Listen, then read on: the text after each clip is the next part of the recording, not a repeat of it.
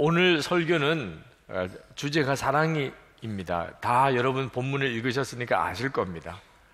사랑에 대한 설교를 또 해야 될 필요가 있습니까? 여러분은 또 들으실 필요가 있습니까? 아마 없으실 거예요. 아마 여러분들 중에 누구를 나와서 설교하라고 해도 할 수 있을 거예요, 이제는. 그런데 오늘 왜 또 사랑에 대한 설교를 듣게 되는가?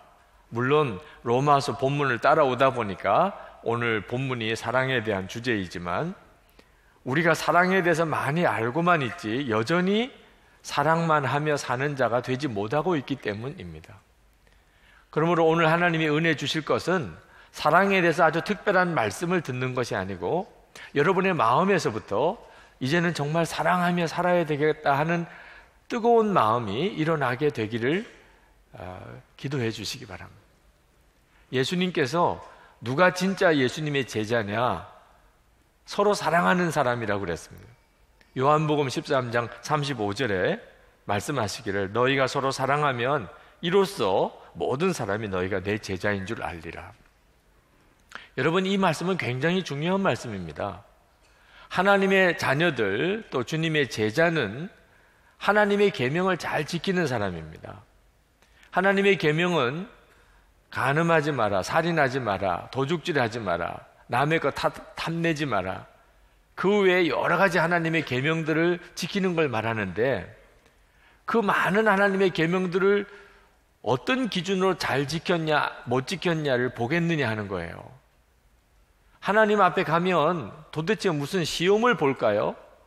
아니면 무슨 동영상으로 우리의 삶을 한번 점검해 볼까요? 무슨 기준으로 하나님께서 우리가 하나님의 계명을 잘 지켰는지 안 지켰는지를 판단하시겠느냐는 겁니다. 사랑이라는 거예요. 사랑 속에 모든 계명이 다 들어있다는 겁니다. 8절 말씀에 남을 사랑하는 사람은 율법을 다 이루었습니다. 그러므로 다른 사람을 사랑하지 못하면서 나는 하나님의 말씀을 지켰다는 것은 거짓말입니다. 사랑만 하며 살지 않으면서 나는 구원받았다고 믿는 것도 다 착각입니다. 이건 굉장히 중요한 내용이에요. 사도 바울이 다른 빚은 지지 말고 그러나 서로 사랑은 하라고 이야기를 했습니다. 그러니까 사랑의 빚은 져도 된다는 뜻인데 8절 말씀에 서로 사랑하는 것 외에는 아무에게도 빚을 지지 마십시오. 여러분, 이 사랑은 줄 줄도 알고 받을 줄도 알아야 됩니다. 그런 뜻이에요. 어떤 사람은 사랑을 줄 줄 모르고 어떤 사람은 사랑을 받을 줄을 모릅니다. 사랑은 빚의 개념이 아닙니다. 요즘에 결혼 시즌이라 우리가 축의금 나가는 게 많은데 이 축의금은 부조는 빚 같아요. 그래서 내가 축의금을 어느 가정에 했으면 나중에 우리도 그런 집에 경사가 있으면 부조를 받을 줄로 생각해요. 만약에 그렇지 않으면 굉장히 섭섭합니다. 내가 부조를 받았으면 그건 마음의 빚이 됩니다. 언젠가는 나도 갚아야 되는 거죠. 근데 사랑은 그렇지 않다는 겁니다. 사랑은 그냥 사랑하고 또 사랑하는 거고 용서하고 또 용서하는 겁니다. 어떤 때는 그냥 한없이 사랑을 받아야 될 때도 있고요. 정말 그럴까요? 여러분, 가족들의 사랑이 그렇잖아요. 부모님이 자녀를 사랑하는 것이 나중에 돌려받으려고 하는 겁니까? 물론 어떤 철없는 부모님은 그런 식의 표현을 쓰기도 합니다. 내가 너한테 쏟아 부은 게 얼만데 이런 식의 표현을 쓰기도 하지만 장부 있습니까? 네. 자녀를 기르면서 내가 자녀들에게 뭐 해줬는지 장부 정리한 부모 없습니다. 네. 말은 그렇게 하고 또 마땅히 그런 생각을 하면서 부모님에게 효도해야도 하지만 우리가 부모님의 사랑을 받은 대로 빚 돌려 갚는 식으로 그렇게 사랑할 수 없습니다. 그건 비교가 안 되는 거예요. 가족들 간의 사랑은 그렇게 하는 겁니다. 그건 빚 아니죠. 여러분, 우리가 예수 믿으면 교인들이 다 한 가족인 거 아시죠? 우리는 하나님의 가족입니다. 에베소서 2장 19절에 그러므로 이제부터 너희는 외인도 아니요 나그네도 아니요 오직 성도들과 동일한 시민이요 하나님의 권속이라. 하나님의 권속이라는 건 가족이라는 뜻입니다. 우리는 다 하나님의 가족입니다. 우리가 교인들이 다 하나님의 가족이라는 사실을 정말 믿을 때 교회는 놀랍게 변합니다. 여러분, 가족이 뭘 잘못하면 다른 사람들에게 소문 내십니까? 오히려 입을 딱 닫아버립니다. 내 가족 중에 누가 잘못했습니다. 그러면 절대 말 안 합니다. 그 사람의 잘못된 것을 바로 잡아주고 내가 세워줄지언정 소문 절대 안 납니다. 가족이니까 그렇죠. 여러분, 교회 안에 뭘 잘못하는 사람, 문제가 있는 사람을 이렇게 만날 때 그 사람이 가족이라고 느끼면 말 안 합니다. 말하지 않고 그 사람을 돕습니다. 가족인데 어떻게 소문내요? 가족이라고 여겨지지 않으면 그 다음엔 말이 나옵니다. 어떻게 이럴 수 있어? 그런 사람이 어디 있어? 나 정말 나쁜 사람 보았네.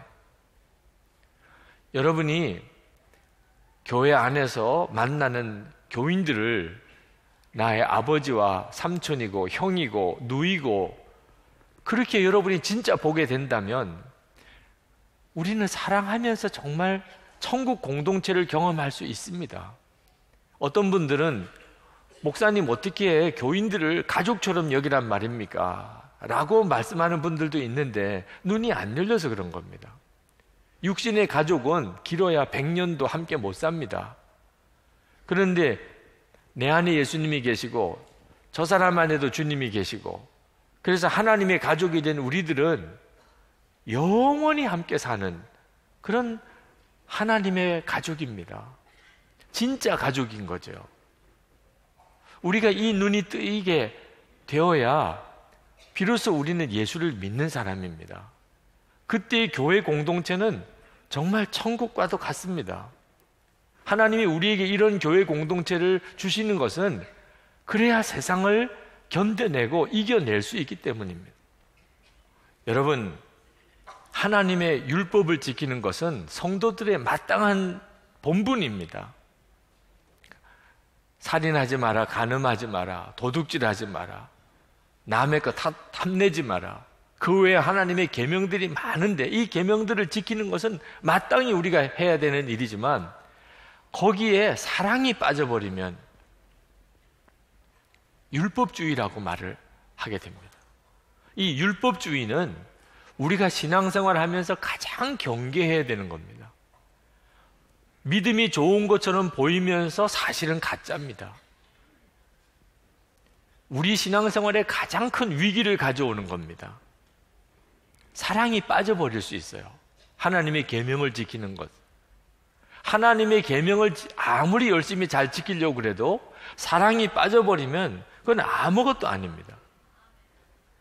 로마서 13장 9절 말씀에 모든 계명은 내 이웃을 내 몸과 같이 사랑하여라 하는 말씀에 요약되어 있습니다. 이 점을 여러분이 분명히 기억해야 합니다. 여러분이 오늘 주일 예배를 드리시는 것도 하나님의 말씀대로 살아보려고 하는 일 중에 하나입니다. 그러나 만약에 여러분이 사랑이 빠져 있다면 여러분이 이렇게 주일을 열심히 지키는 것조차 사실 율법주의에 빠지는 겁니다. 여러분이 율법주의에 빠져서 신앙생활을 하게 되면 여러분들로 인하여 상처받는 사람들이 생깁니다. 열심히 믿을수록 상처받는 사람들이 더 생깁니다. 여러분은 이것을 지켜야 되고 저것을 지켜야 되는 식의 율법주의 신앙생활을 이제는 극복했습니까? 여러분은 정말 사랑만 하며 사는 그런 사람들입니까?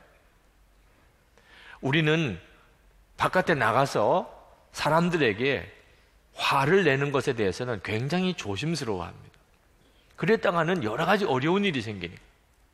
우리는 나가서 다른 사람들과 같이 일할 때는 짜증내고 신경질 내는 것을 굉장히 조심합니다. 그랬다가는 이거 참 사람 취급을 못 받게 될 수도 있습니다. 그런데 이걸 어디다 다 쏟아 놓느냐 하면 집에 들어와서 배우자에게, 자녀들에게 다 쏟아 놓습니다. 배우자나 자녀들은 바깥에 있는 직장에 있는 동료들이나 교회에서 만나는 교인들처럼도 안 여기는 거예요. 화가 나면 그냥 다 쏟아냅니다. 짜증내면 다 쏟아냅니다. 바깥에서는 그렇게 안 하면서 가족들에게는 다 쏟아놓는 거예요. 바깥에서는 좋은 사람이라는 평가를 듣고 가족들에게는 말할 수 없는 상처를 심어주는 거죠. 이런 형태가 율법주의 신앙입니다. 사랑이 빠져있는 채 무언가를 바로 해보려고 하는 거.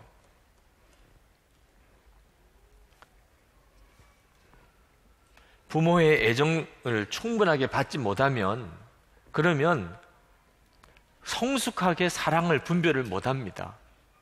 우리가 아이들이 어려서 충분한 사랑으로 돌보아주지 못하면, 채워지지 않으면 엉뚱한 친구가 와서 사랑한다고 말하면 그냥 넘어가 버립니다. 사랑에 대한 갈망이 속에 너무 크기 때문에 거짓 사랑 고백에 그냥 넘어가 버려요.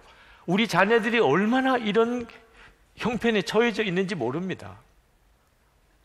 사랑에 대해서 충분히 공급받은 사람은 그러면 성숙하게 참 사랑인지 아닌지를 분별할 수 있어요. 사랑은 이웃에게 해를 입히지 않습니다. 부모님들이 정말 새겨서 들어야 됩니다. 여러분, 경제적으로 넉넉한 사람은 그 넉넉하다는 것 자체만 가지고도 어려운 사람들의 마음에 상처가 되기도 해요. 아주 좋은 옷을 입고 있는 사람은 좋은 옷을 입었다는 것만 가지고도 어떤 헐벗은 사람에게는 마음에 상처가 되기도 합니다. 어떻게 살지요? 우리가 사랑으로 소문난 사람이 되면, 그러면 이게 더 이상 상처가 안 돼요. 이게 하나님의 계획인 것입니다. 문제는 우리가 어떻게 그런 사랑을 할 수 있느냐 하는 거예요. 어떻게 그런 사랑을 할 수가 있죠? 여러분, 사랑은 그냥 되어져야 그게 진짜입니다. 사랑하려고 애를 쓰고 노력하고 고민하는 것은 이미 사랑 아닙니다. 사랑은 그냥 되어져야 돼요. 문삼석 시인이 쓴 그냥이라는 시가 있습니다. 엄만 내가 왜 좋아? 그냥. 넌 왜 엄마가 좋아? 그냥. 아주 시가 짧아요. 네. 그러나 느낌이 확 옵니다. 그렇다, 진짜. 그죠? 아이들은 엄마가 그냥 좋은 거예요. 엄마는 아이들이 그냥 좋은 겁니다. 그걸 뭘 어떻게 설명을 해요? 사랑은 그런 거예요. 이렇게 되어질 때 그때 사랑의 역사예요. 그때 사랑의 기적이에요. 우리가 사랑을 이렇게 할 수 있어야, 그래야 사랑을 하는 거예요. 사랑은 그냥 하는 것처럼 되어져야 됩니다. 근데 어떻게 그렇게 가능하지요? 예수님 때문입니다. 우리가 예수님을 진짜 바로 믿으면 이런 놀라운 기적을 경험하게 되는 겁니다. 우리가 그냥 교회만 왔다 갔다 하는 것을 예수 믿는 것이라고 한다면 도무지 이해가 안 되는 거고, 나는 죽고 내 옛사람이 죽고 예수님이 진짜 내 마음에 살아 역사하시는 게 예수 믿는 거라고 한다면, 그러면 우리는 정말 저절로 사랑이 되는 이런 사랑을 경험하게 됩니다. 예수님 그분이 사랑 그 자체이시니까. 우리를 위해 십자가에 죽으신 바로 그 사랑 말이에요. 남편이 실직을 했는데 그때부터 남편에게 말이 없어졌습니다.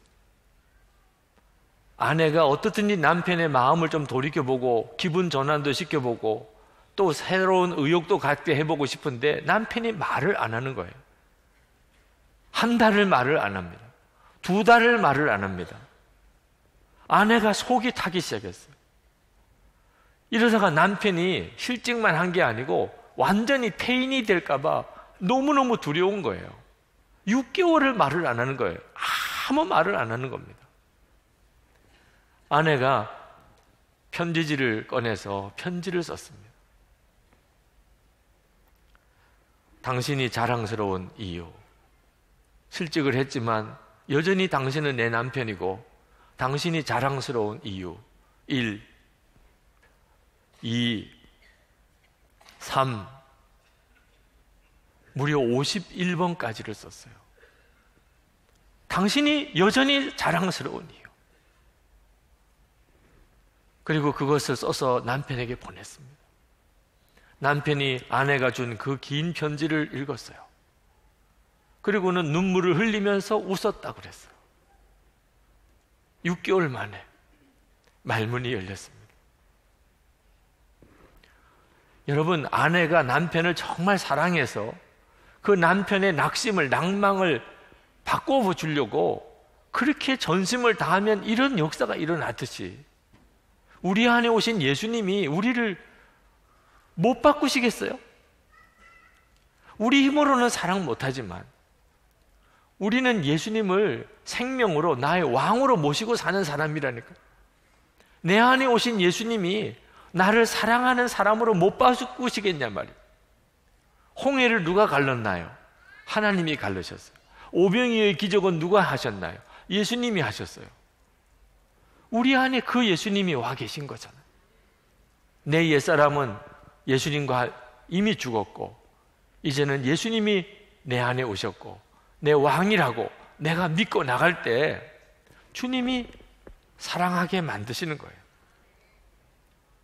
이게 진짜 예수 믿는 겁니다. 이것이 복음의 능력이에요. 로마서 13장 10절에 사랑은 율법의 완성입니다. 결론이에요. 여러분, 우리가 사랑하면 하나님 말씀 다 지킨 겁니다. 하나님이 우리에게 지키라고 주신 모든 말씀은 결국은 사랑 안에 들어있는 겁니다. 결국 하나님이 우리를 위해서 독생자를 주시고 예수님이 십자가에 죽으시고 그리고 그 예수님이 우리 마음에 오신 이유는 사랑만 하며 살게 하려고 하신 거예요. 저나 여러분이 사랑만 하며 살게 하려고, 가정 안에서도 교회 안에서도 그렇게 살게 하려고 오신 거예요. 여러분, 야구 못하는 야구선수 봤습니까? 농구 못하는 농구선수 봤나요? 운전 못하는 운전기사 봤습니까? 저는 못 봤어요. 이 말이 안 되는 거죠. 근데 여러분, 사랑 못하는, 사랑만 하며 살지 못하는 예수 믿는 사람 보셨습니까? 그러면 여기엔 여러 가지 대답이 나올 수 있어요. 여러분, 이건 논리적으로 말이 안 된다는 걸 인정해야 돼요. 사랑만 하며 살지 못하는 예수 믿는 사람, 이건 논리적으로 말이 안 되는 거예요. 그럴 수가 없는 겁니다. 그런데 우리는 그런 경우를 너무 많이 보고 그 케이스에 내가 들어가는 난감한 일도 있다는 거죠. 예수님을 바로 믿고 있지 못하기 때문입니다. 만약에 여러분들이 내가 사랑만 하며 사는 건 아니야, 솔직히 말해서 나는 그렇게 말할 수가 없어, 그런데 나는 예수님 믿고 있어, 그렇다면 운전 못하는 운전기사 심정이 돼야 돼요. 오늘 운전기사로 차를 운전해야 되는데 운전을 못해요. 얼마나 답답하며 얼마나 초조하며 얼마나 안타깝겠습니까? 여러분이 사랑 못하는 것 때문에 이런 심정이 되면 주님이 반드시 여러분을 사랑하게 만드십니다. 사랑하게 만드시는 분은 주님이세요. 여러분이 하는 게 아닙니다. 그러나 여러분의 마음속에 그 갈망은 있어야 돼요. 사랑하며 살리라. 최근에 지방에 이사를 간 교우가 전화를 했는데 교회를 찾고 찾다가 아직도 못 찾고 있다면서 울어요. 정말 내 영혼을 맡길 교회, 그런 교회를 찾고 싶은데 목사님, 그런 교회가 없어요. 그러면서 우는 교우의 전화를 안타깝게 받았어요. 오늘 이 시간에도 아마 처음 이 교회에 오신 분들이 있을지 모르겠어요. 그 심정이 어떨까요? 얼마나 어색하고 또 얼마나 외롭겠어요. 처음 왔으니 낯설기도 하고. 제가 충분히 이해해요. 저도 12년 전에 그랬다니까요. 이 교회 처음 왔을 때 낯설더라니까요. 그런데 교인들을 친하게 알게 되고 한 사람이라도 바나바와 정말 친하게 되고 알게 되고 이름도 알게 되고 반갑게 인사도 할 수 있게 될 때부터 분위기가 달라집니다. 사람인 거예요. 건물이 아니고. 그런데 친하기만 해도 이렇게 좋은데 사랑하게 되면 이게 정말 황홀한 거죠. 처음에 교회 왔을 때 그 낯설고 어색하고 그리고 외로웠던 것이 이제는 사랑하는 교인들이 형성이 됐어요. 그때 세상이 무섭지가 않게 되는 겁니다. 혹시 여러분들이 성도들 사이에 서로 비난도 하고 불평불만도 하고 또 원망을 품고 또 당을 지어서 이렇게 무리를 만들어서 어떤 불평불만을 하고 또 인색한 마음을 가지고 협조도 안 하고, 여러분도 그런 때가 있으셨을지 모르겠어요. 다 이유가 있었을 거예요. 어떤 사람이 정말 여러분의 마음을 아프게 하고 무언가 틀림없이 잘못된 일을 했고 뭔가 여러분들의 보기에 마음에 전혀 들지 않는 어떤 모습을 보았기 때문에 그랬겠지요. 괜히 그렇겠습니까? 그러나 솔직히 이야기해야 됩니다. 내가 교인들 사이에 불평불만하고 내가 그 사람에 대해서 비난하고 내가 무리지어서 당을 짓고 내가 협조도 하지도 않고 인색하게 하고, 그건 모두 다가 죽지 않은 옛사람으로 여전히 내가 살고 있는 증거입니다. 내가 아직도 죽지 않는 옛사람으로 살고 있는 거예요. 내가 옛사람이 진짜 죽고 예수님으로 산다면 그럴 수가 없는 거예요. 어떤 사람을 만나도 어떤 형편에서도 예수님은 그런 분이 아니시잖아요. 오늘 이 시간에 예수님은 여러분들을 초청하는 겁니다. 놀라운 삶으로 사랑만 하며 사는 삶. 염려 근심, 먹고 사는 염려 근심은 다 주님께 맡기고 오직 사랑만 하며 사는 삶으로 여러분을 초청하는 거예요. 변호사인 밥 코프가 말했습니다. 거절하면 안 되는 초대가 딱 하나 있습니다. 오직 사랑만 하며 사는 삶을 살라는 초대입니다. 이 초대장은 봉투에 담겨 오지 않습니다. 잠잠히 주님을 바라볼 때 마음 깊은 곳에서 계속하여 일어나는 초청입니다. 부유한 삶으로의 초대를 거절하는 사람은 없을 겁니다.